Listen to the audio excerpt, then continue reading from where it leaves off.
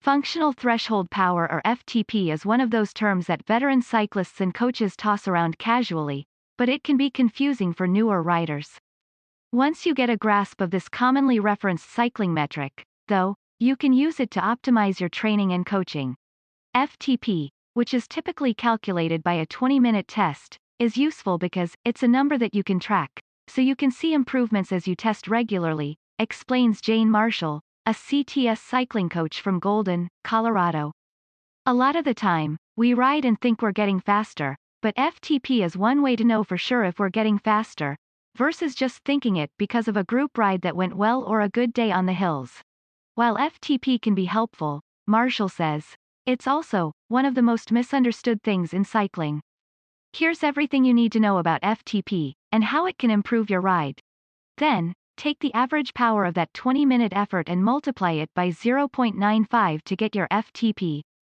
For example, if you average 200 watts, your FTP will be 190 watts.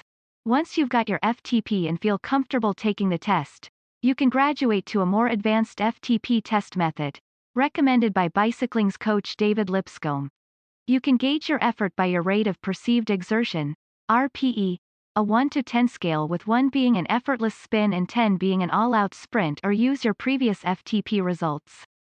Cool down post-test with 10 to 20 minutes of easy pedaling followed by 5 minutes of your favorite lower body stretches.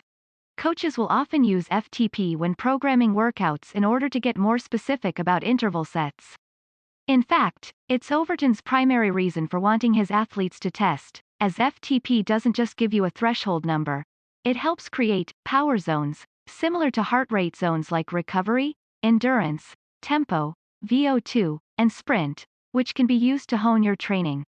More importantly, regular testing can show progress, or lack thereof.